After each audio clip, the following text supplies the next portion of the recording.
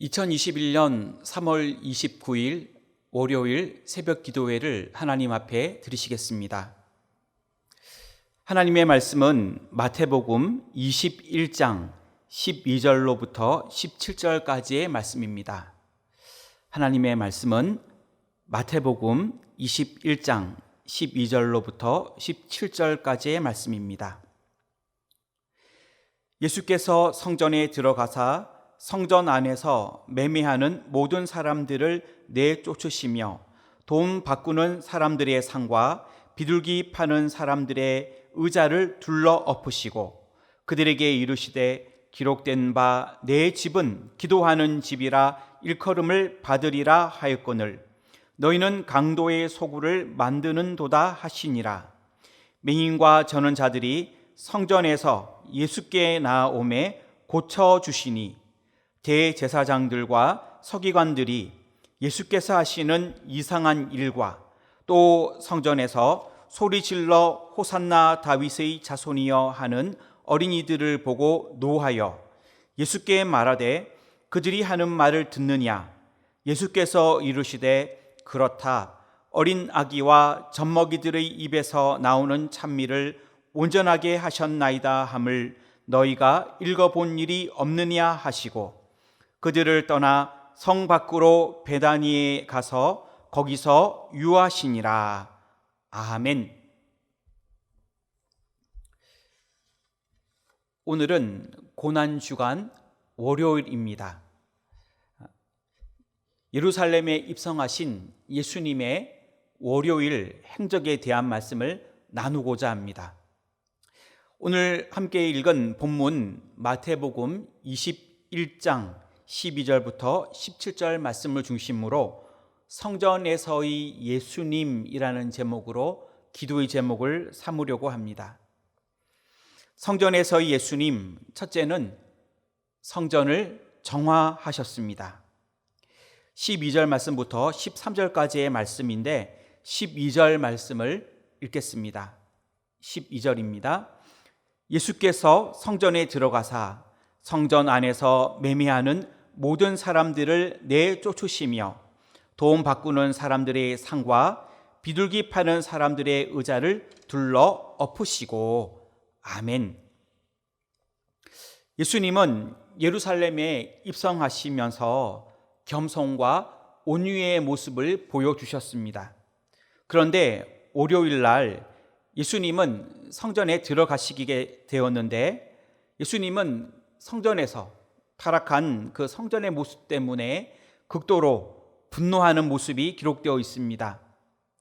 성 안에서 장사하는 자들을 보시게 되었고 성전에서 매매하는 사람들을 다 내어 쫓으셨습니다. 그리고 12절 말씀을 보게 되면 돈 바꾸는 자들의 상과 비둘기 파는 사람들의 의자를 둘러 엎으셨습니다. 원래는 돈 바꾸는 일과 그리고 비둘기 파는 일은 하나님을 경배하러 오는 자들의 편의를 위하여 그렇게 하였습니다. 하지만 실제로 제사장들과 상인들의 이권 때문에 성전은 세속화되었고 타락하게 되었습니다. 예수님의 그 성전에서의 정화 사건은 요한복음 2장 13절부터 22절까지의 내용에서도 나오는데 공생의 사역의 초기에서도 이미 한번 행하여진 바 있습니다. 그럼에도 불구하고 여전히 예루살렘 성전이 장사꾼들로 들끓고 있었고 또 타락해 있었다는 사실은 유대 종교가 얼마나 세속화되었는지를 잘 보여주는 그러한 사건인 것입니다.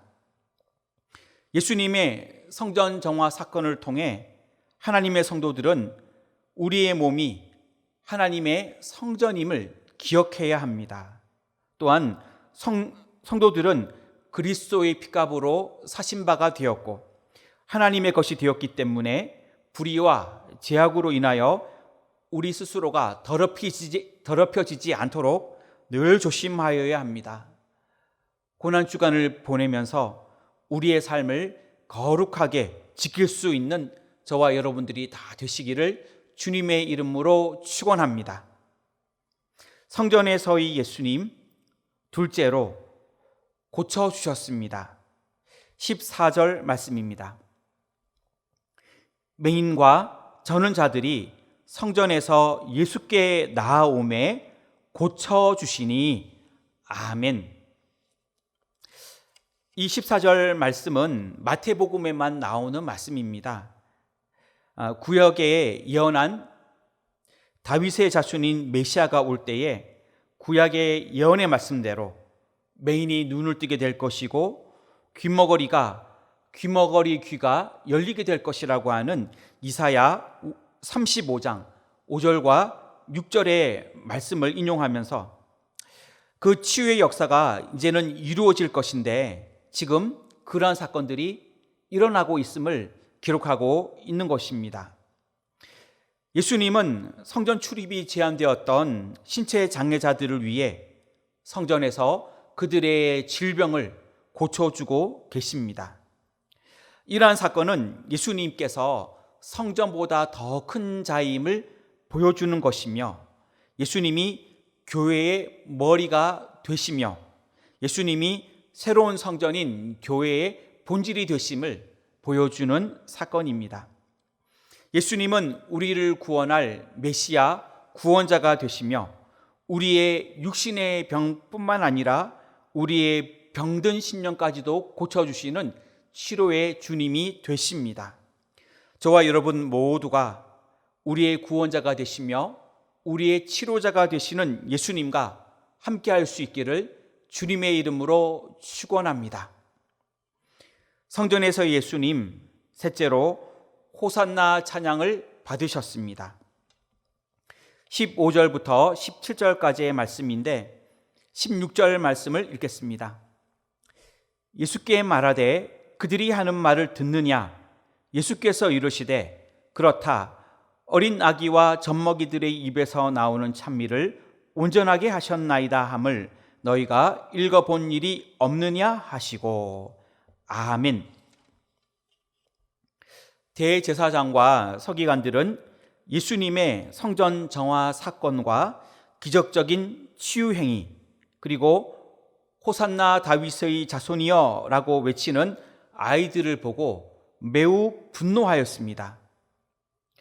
서기관과 대제사장은 예수님이 어린 아이들의 찬양받는 그 사실에 큰 불만을 가지고 있었습니다. 당시에 랍비들 중에도 사람들에 의해 찬양을 받는 경우가 종종 있었습니다. 하지만 대제사장과 서기관들은 예수님에 대해서는 그들이 예수님이 절대 찬양받아서는 안 될 인물이라고 여겼던 것입니다.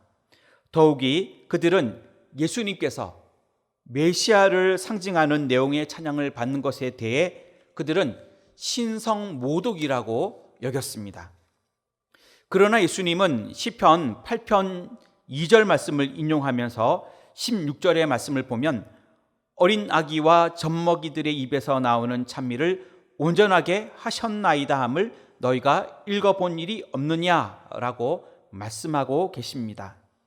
이 말씀은 비록 어린아이와 그런 젖먹이들의 입에서 나온 연약한 찬양이라 할지라도 그 찬양이 권능의 찬양이 될 수 있음을 말씀하는 것입니다. 또한 어린아이와 젖먹이들의 입에서 나오는 정확하지 않는 찬양의 발음조차도 하나님께서는 완전케 하셔서 예수님이야말로 온전히 찬양받으실 분임을 확실하게 보여주는 그런 말씀입니다. 저와 여러분 모두가 예수님을 호산나 다윗의 자손이여 라고 찬양할 수 있기를 원합니다. 호산나라고 하는 말은 구하옵나니 이제 구하소서라고 하는 의미입니다. 그러니까 예수님을 메시아로 구주로 고백하는 말이 되는 것입니다.